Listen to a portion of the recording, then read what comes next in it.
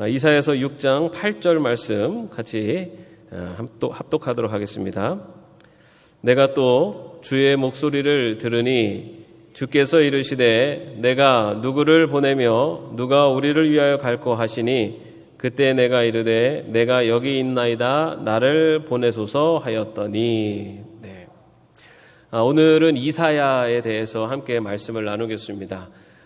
이사야는 선지자들 중에 선지서 중에 가장 두꺼운 책이기도 합니다. 그리고 신약 성경에서 가장 많이 인용되는 구약의 말씀이 이사야서에 또 기록되어 있습니다.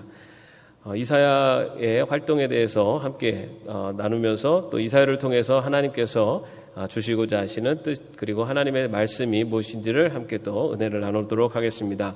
먼저 이사야의 인적사항을 좀 살펴보면요. 이사야라는 뜻은 여호와는 구원이시다라는 뜻입니다. 여호와는 구원이시다. 예. 우리 여러분 예수와라는 뜻 기억하시죠? 예, 여호와, 야훼하고 이게 합쳐져서 여호와는 구원이시다라는 뜻이고요. 이사야는요 왕족 출신으로 궁중 서기관 출신입니다.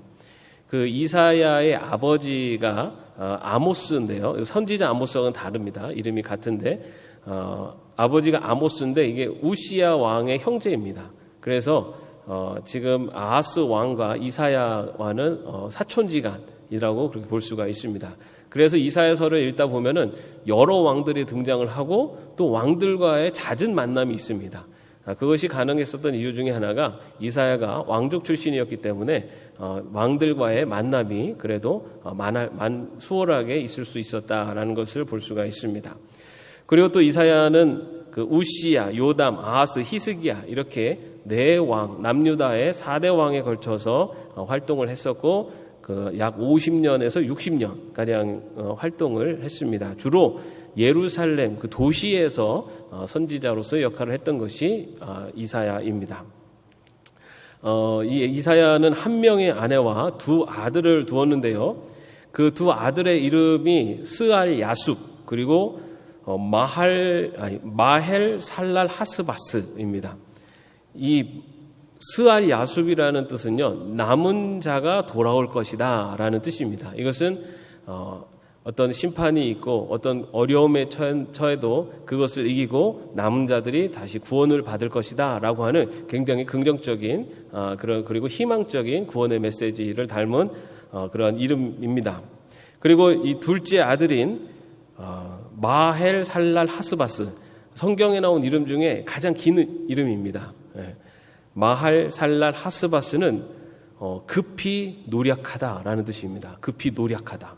이것은 당시의 시대적 배경을, 시대적 상황을 반영한 이름이었습니다. 그래서 이것은 이 아람과 북이스라엘이 아수르에게 침략을 당해서 환난 가운데에서 모든 것을 다 노략질을 당할 거다라고 하는 약간 심판의 메시지가 담겨 있는 이름입니다. 큰아들은 다시 구원할 거다라고 하는 긍정적인 구원의 메시지인데 이 작은 아들은 심판으로 모든 것을 노략질 당할 것이다라고 하는 그런 좀 부정적인 메시지이긴 합니다. 당시에는 선지자들이 그렇게 이름을 통해서 당시에 전하고자 하는 메시지를 이름을 통해서도 전했던 것을 볼 수 있습니다. 둘째 아들 입장에서는 조금 섭섭할 수도 있지만 어떻게 하겠습니까? 선지자들을 아버지로 두었으니 어쩔 수 없는 것 같습니다. 그리고 이 아모스, 호세아, 미가 선지자들과 함께 활동한 이사야 선지자가 활동을 했습니다.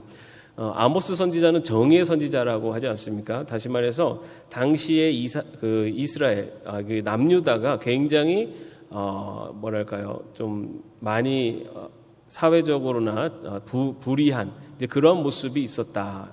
이스라엘이 당시에 그런 모습들이 있었다라는 것을 볼 수가 있습니다. 그 중에서도 이사야는 남유다의 어떤 불의와 그리고 남유다가 하나님의 뜻에서 벗어날 때 그 벗어남에 대해서 경고하고 심판하는 그런 메시지들을 전달했던 것을 볼 수가 있습니다.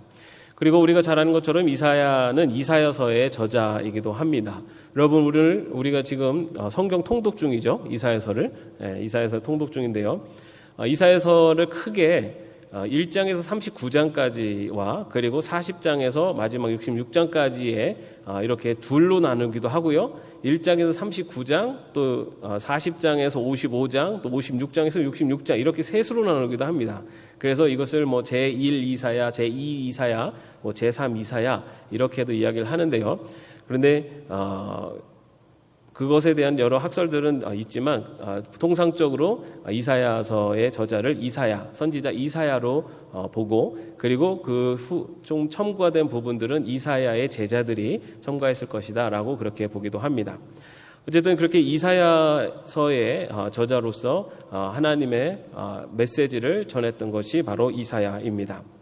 이 이사야가 활동했을 때의 시대적 배경을 보면요, 이때 아수르라고 하는 제국이 굉장히 부흥을 할 때였습니다. 그래서 디글랏 빌라셀 3세가 그 정복 정책을 펼쳐서 인근 지대의 아수르 제국을 점점 확장해 가고 있는 그런 상황이었습니다.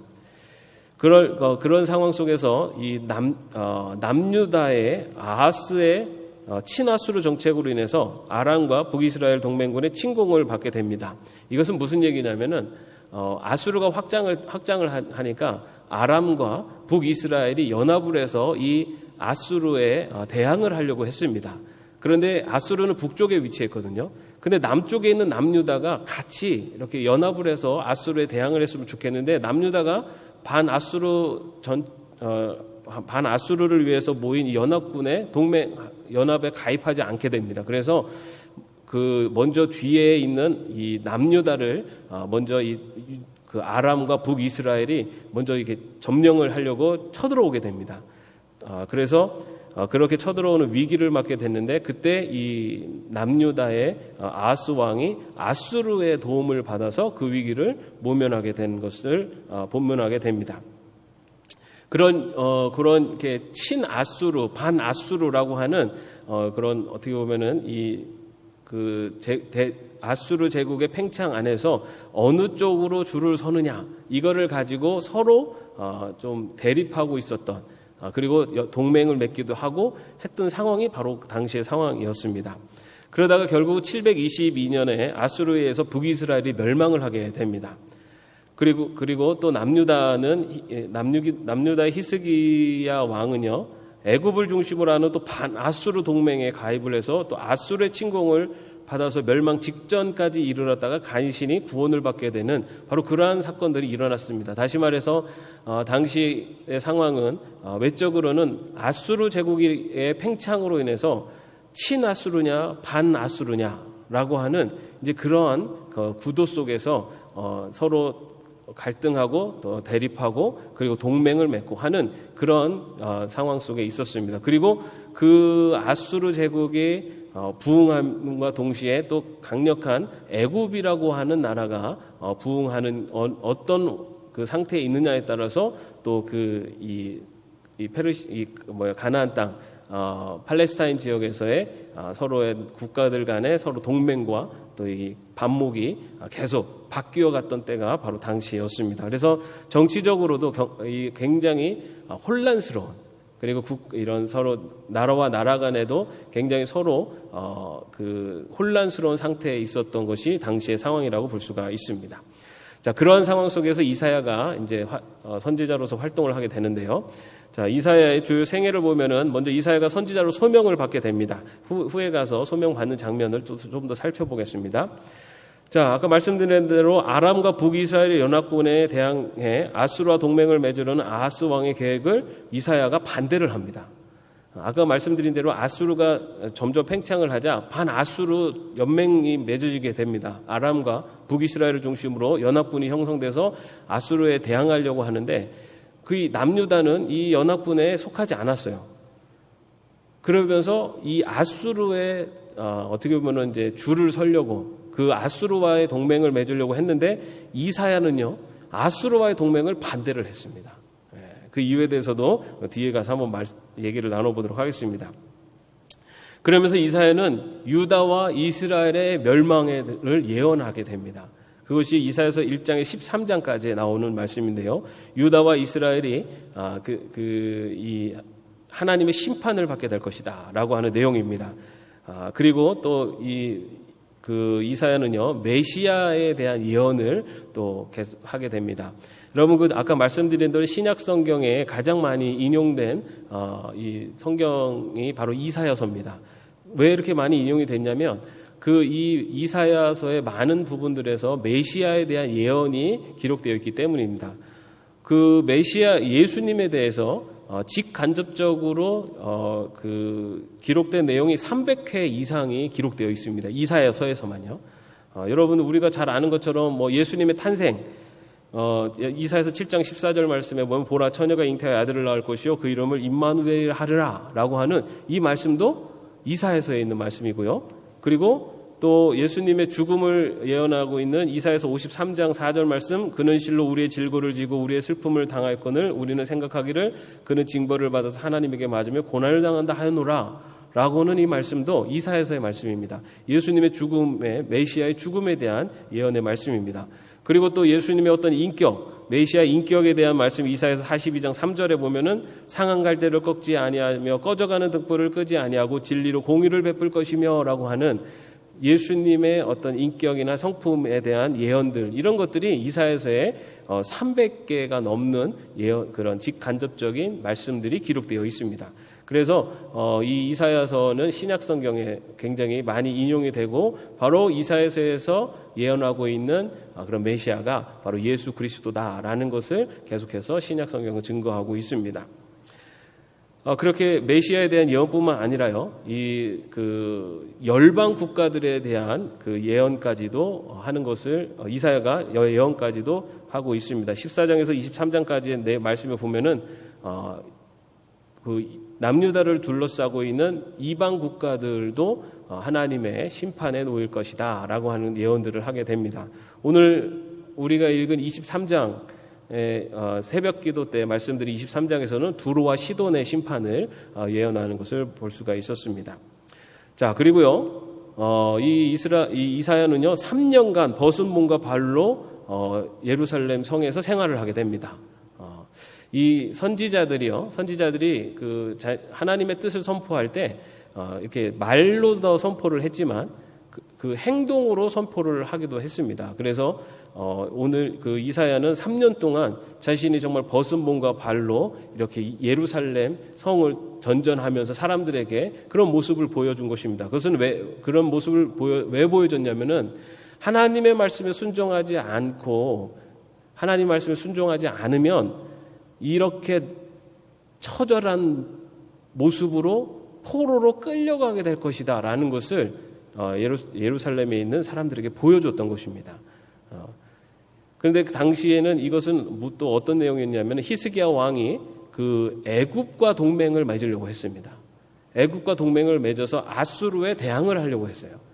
그런데 이 이사야가 이 애굽과의 동맹도 반대를 한 겁니다.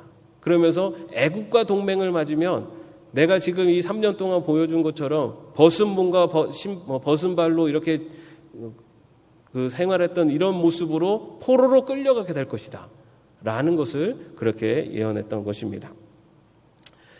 그렇게 하나님의 말씀을 선포하면서 아수르 제국에 동맹을 맺지 말아라 라고 했던 것이 이사야였고, 또 애굽에 동맹을 맺지 말아라 라는 것이 이사야였습니다.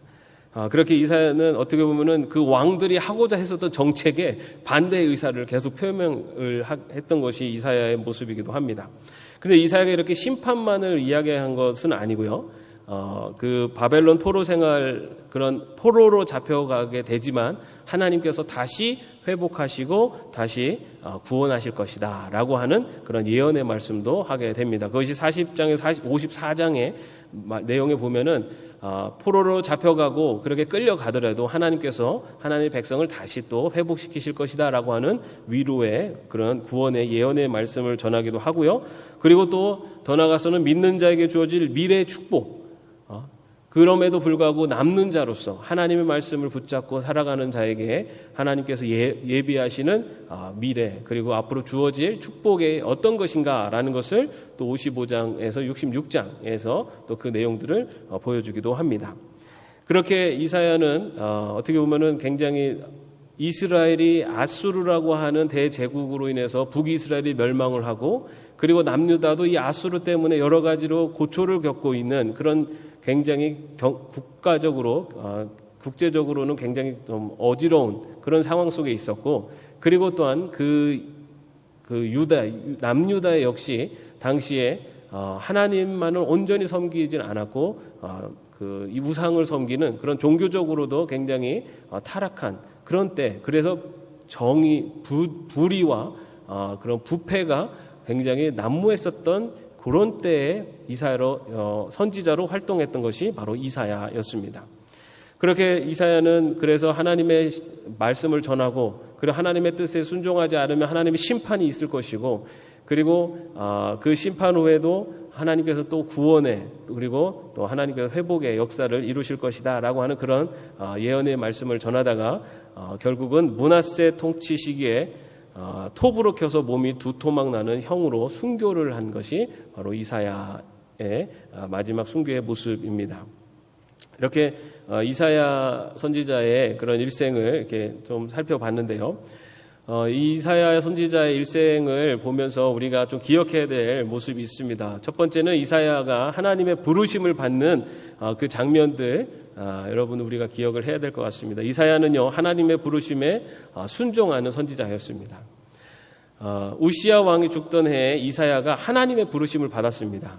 그때 이사야가 환상 중에 성전 가운데 높이 들린 보좌에 하나님이 계신 그런 모습을 보게 됩니다. 그리고 그 보좌 주위에 6개의 날개를 가진 스랍들이 서로 하나님을 찬양하고 있는 그 모습을 보게 됩니다. 그런데 하나님께서 이렇게 물으셨습니다.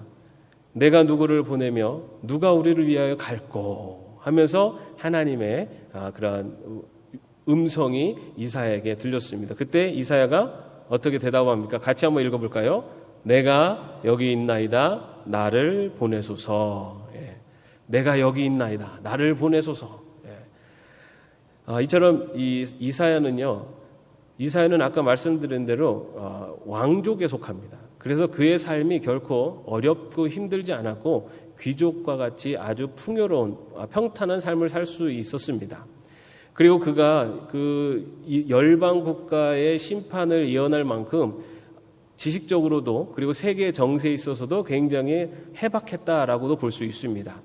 그런 어떻게 보면은 그가 가지고 있었던 그런 그 왕족으로서의 특권이나 그리고 그가 누릴 수 있었던 당시의 사회적 계급 안에서의 그런 모든 것들을 다 내려놓고 하나님의 부르심 앞에 내가 여기 있나이다 라고 하면서 나를 보내소서라고 순종하며 나왔던 것이 바로 이사야였습니다. 아까 말씀드린 것처럼 선지자 이사야는 그 하나님의 말씀을 전하기 위해서 그 왕족 신분임에도 불구하고 그가 온 옷을 다 벗고 신발까지 벗고 그 예루살렘 도시를 그렇게 헤매며 다녔던 그런 삶을 살았던 것이 바로 이사야였습니다.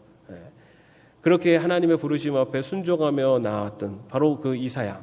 그리고 그런 이사야에게 하나님께서는 하나님의 말씀을 전하도록 그렇게 하시는데요. 첫 번째 큰 두 번의 이 남유다의 위기가 찾아올 때 아까 말씀드린 대로 이 이사야가 그 남유다의 위기 앞에서 하나님의 뜻을 전하게 됩니다. 먼저 이사야는 이방 나라를 의지하지 말고 하나님만을 의지하라고 선포한 사람이 바로 이사야 선지자입니다. 처음에 아스 왕 통치 때 이 북이스라엘과 아람의 연합군이 유다를 공격해 오게 됩니다. 그때 이 포위가 계속되는 동안에 하나님께서는 이사야에게 아스에게 가서 그를 격려하는 동시에 여호와로부터 구원이 임할 것에 대한 표적을 구하도록 명령을 하게 됩니다. 북이스라엘과 아람군이 쳐들어와서 이 남유다 예루살렘 성을 둘러싸고 있는데 하나님께서는 이사야를 아스 왕에게 보내서 하나님께서 구해 주실 것이다 라는 것을 전하고, 그 다음에 이것이 확실하다는 것을 깨닫게 하기 위해서 네가 무엇이든지 표적을 구하면 들어주겠다 라는 것을 이 아스 왕에게 전하게 됩니다. 여러분, 그런데 아스 왕이 이 이야기를 듣고 어떻게 얘기했는지 아세요?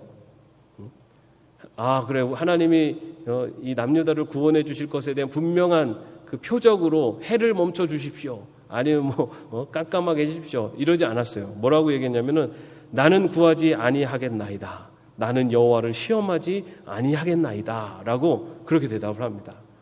여러분, 아하스 왕이 굉장히 신앙이, 그 하나님에 대한 믿음이 굉장히 좋은 것처럼 말을 했습니다. 그런데 사실은 이렇게 이야기를 한 이유는 이 아하스 왕이 이미 아수르에 그 의존할 것에 대한 마음이 그쪽으로 가 있었습니다. 그래서 이 아하스 왕은요, 하나님이 그렇게 구원해 주실 것이고 표적까지 보여주겠다고 했는데 표적이 필요 없습니다. 나는 하나님을 의지하는 것이 아니라 아수르를 의지해서 이 북이스라엘과 아람군을 무찌르겠습니다. 라고 하는 그의 마음이 이미 정해져 있었기 때문에 나는 여호와를 시험하지 않겠습니다. 라고 하는 말이었지만 그것은 하나님의 뜻대로 순종하며 하나님만 의지하지 않겠다라고 하는 그런 부정의 메시지를 전하게 됩니다. 그때 하나님께서는 이사야 선지자를 통해서 아하스가 요청하지 않았지만 내가 이것을 이루는 표적을 보여줄 것인데 그 표적이 뭐냐면은 보라 처녀가 잉태하여 아들을 낳을 것이요 그 이름을 임마누엘이라 하리라. 이때 나온 것이 바로 이 말씀입니다. 하나님께서 구원하실 것에 대한 표적을 보여주실 것인데 그 표적이 바로 처녀가 잉태하여 아들을 낳을 것이고 그 이름을 임마누엘이라 하리라 라는 바로 그 표적을 통해서 하나님께서 이스라엘을 구원해 주실 것에 대한 것을 표적으로 보여주시겠다라고 그렇게 말씀을 하시게 됩니다. 그러면서 이사야는요, 이 아이가 악을 버리며 선을 택할 줄 알기도 전에 아하스가 그를 포위한 두 왕들로부터 구원받을 것이다 라는 것을 예언하게 됩니다. 그런데 이렇게까지 이야기를 했음에도 불구하고 아하스는요, 결국 그 아시리아의 그 디글랏발라셀 3세에게 의지함으로써 그 당시의 국가적인 위기는 벗어나게 됩니다. 아시리아가 개입하게 되면서 북이스라엘과 아람군은 물리치게 되는데 그런데 더 큰 재앙을 갖고 오게 됩니다. 이 아시리아가 이제 남유다에 굉장히 깊이 그 모든 것들을 알게 되고 그리고 이 아시리아가 남유다를 속국처럼 그렇게 대하게 되는 과정을 겪게 됩니다.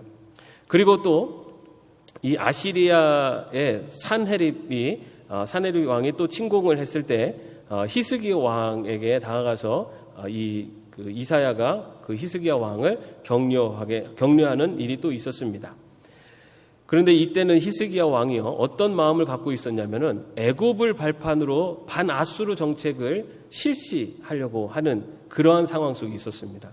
그때 이 이사야가 가서 이 히스기야를 격려하고 하나님의 말씀대로 순종하는 길을 걸으라고 그렇게 이야기를 합니다. 그럼에도 불구하고 이 히스기야는 애굽에 의지를 하려고 하는 그리고 친애굽 정책을 펴고 있었습니다. 그러다가 이 애굽과 아수르가 전쟁을 하게 되는데 거기에서 이 애굽이 패배하게 됩니다. 그러자 아수르가 이 유다를 공격하기 위해서 또 찾아옵니다.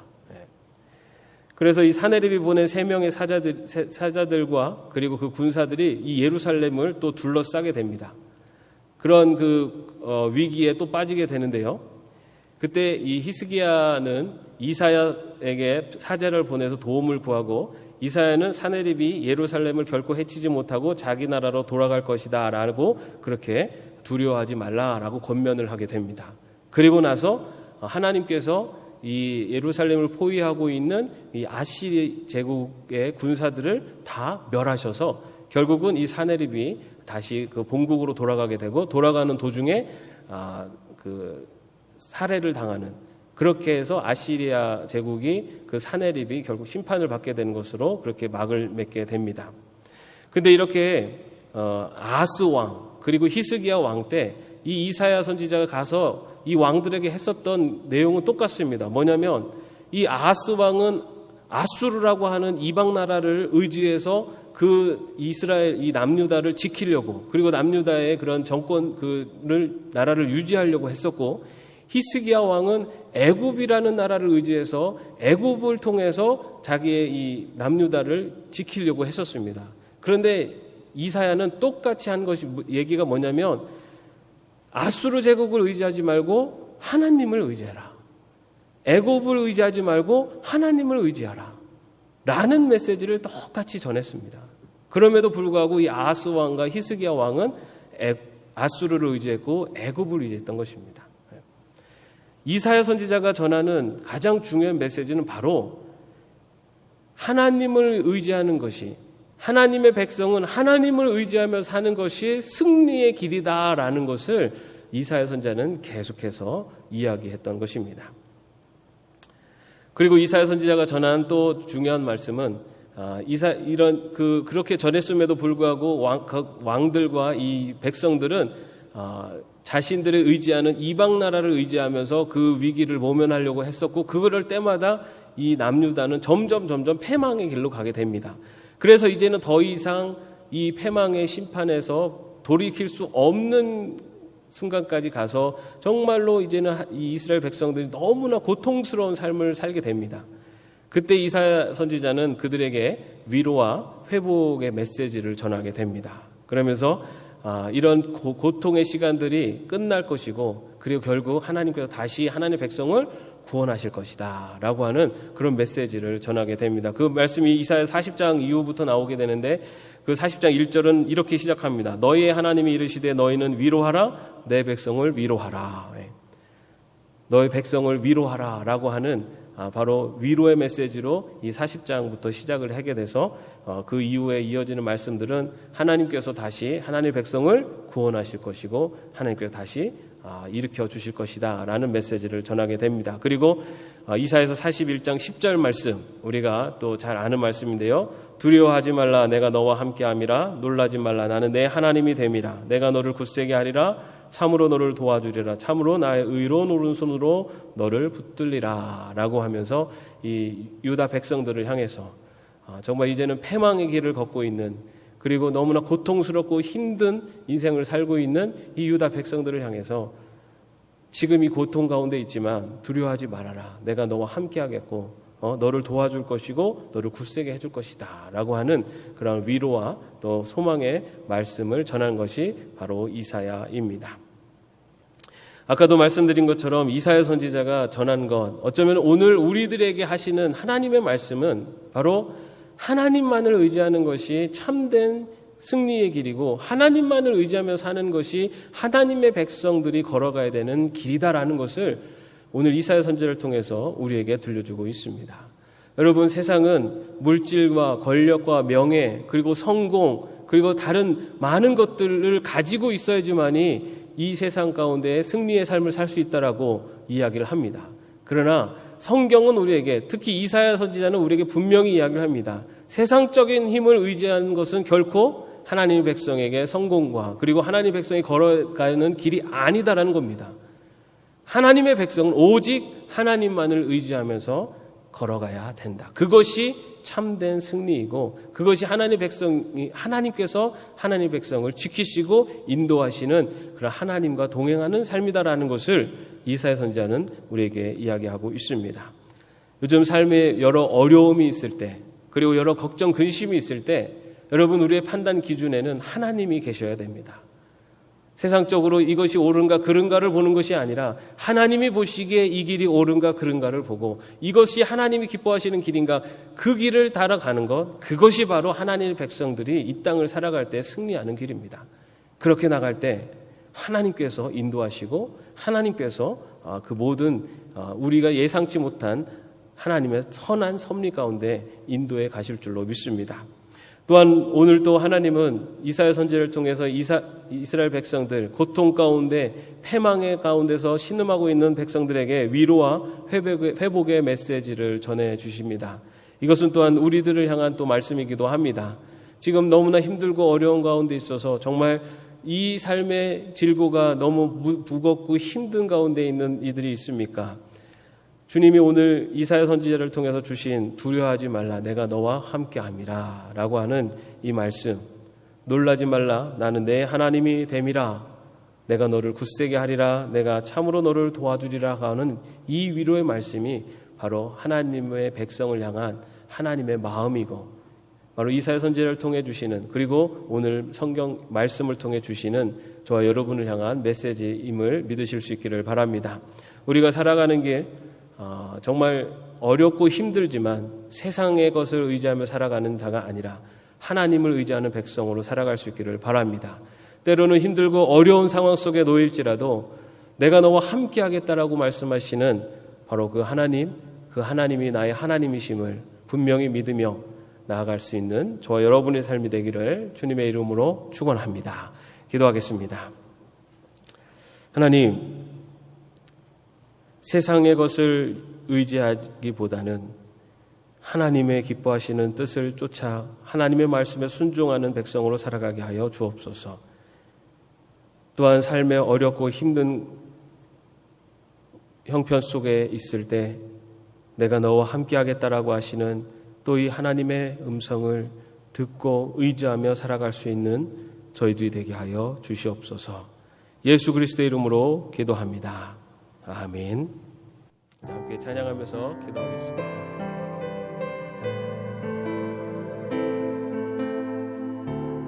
아무것도 두려워 말라. 주 나의 하나님이 지켜주시네.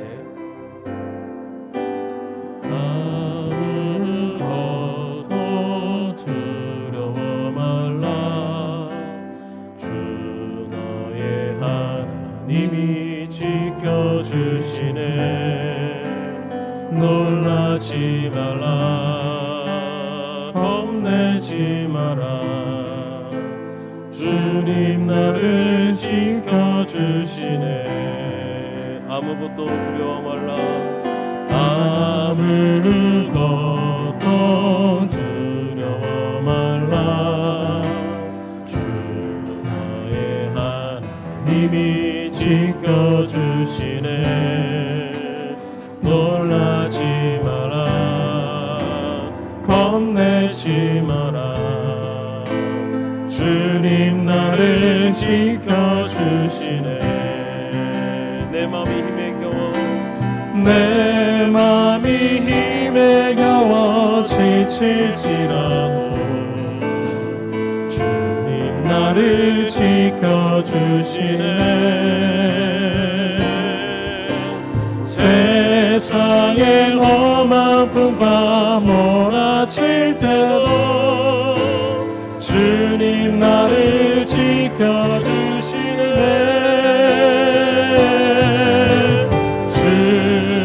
주님은 나의 산소, 주님은 나의 요새, 주님은 나의 소망, 나의 힘이 되신 여호와. 여러분, 우리가 살아가면서 두려운 일도 있고요, 살아가면서 참 힘겨울 때도 있습니다. 근데 오늘 말씀처럼 주님이 우리의 산성이 되시고 주님이 우리의 요새가 되어주십니다. 세상의 것들을 의지하면서 그 위기를 넘어서려고 하기보다는 진정한 산성이 되시고 요새가 되시고 소망이 되시는 하나님, 그 하나님을 바라보며 나갈 수 있기를 바랍니다. 그 하나님이 함께 하실 때요, 우리에게 있는 모든 두려움을 이길 수가 있고, 또 그 하나님이 함께 하실 때 우리의 모든 형편 속에서도 하나님 주시는 기쁨을 누리게 될 줄로 믿습니다. 우리 다시 한번 아무것도 두려워 말라 함께 찬양합시다. 아무것도 두려워 말라. 아무것도 두려워 말라.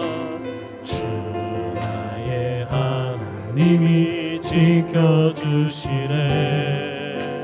놀라지 마라. 겁내지 마라. 주님 나를 지켜주시네. 우리 눈을 감고 찬양합시다. 아무것도 두려워 말라. 아무것도 두려워 말라. 주 나의 하나님이 지켜주시네. 나의 하나님이 지켜주시네. 놀라지 마라. 겁내지 마라. 놀라지 마라.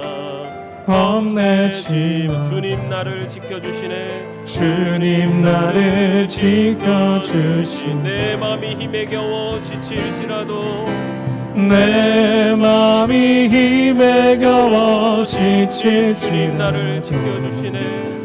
주님 나를 지켜주시네 세상의 험한 풍파 몰아칠 때도 세상의 험한 풍파 몰아칠 때도 주님 나를 지켜주시네 주님은 나의 산소 주님은 나의 산소 주님은 나의 요새 주님은 나의 소망 나의 힘이 되신 여호와 주님은 나의 산소 주님은 나의 산소 주님은 나의 요새 주님은 나의 소망 나의 힘이 되신 여호와 나의 산성이시며 소망이 되신 주님 바라보게 하옵소서. 우리 함께 기도하겠습니다. 주님은 나의 산소 아버지 하나님 여러 가지 힘들고 어려운 상황 속에서 아버지 세상에 힘을 위하는 것이 아니라 아버지 하나님 우리의 산성이요 요새가 되시는 하나님을 바라보며 나가는 제 백성 되게 하여 주시옵소서. 아버지 하나님의 세상에 간침한 기근으로 세상을 살아가는 자가 아니라 하나님의 이치와 하나님의 백성을 해주시고 하나님의 인과 심속에 살아가는 자가 되게 하여 주시옵소서. 우리의 찬송과 아버지 하나님의 요새가 되시는 이 소망이 되시는 아버지 하나님의 하나님이 주시는 찬송과 기쁨의 삶을 살아갈 수 있는 주님을 되시는 주님을 주시옵소서. 주님의 요새가 되시는 하나님 나의 산성이 되시는 하나님 아버지 소망이 되시는 하나님 아버지 하나님 나와 함께 하옵소서.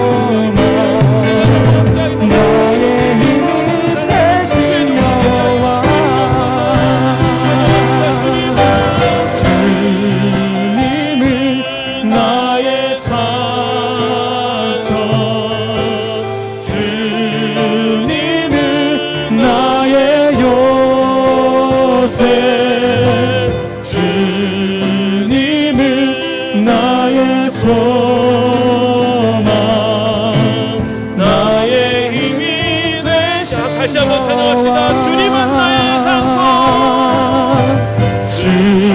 주님은 나의 산소 주님은 나의 요새 주님은 나의 소망 나의 힘이 되신 여호와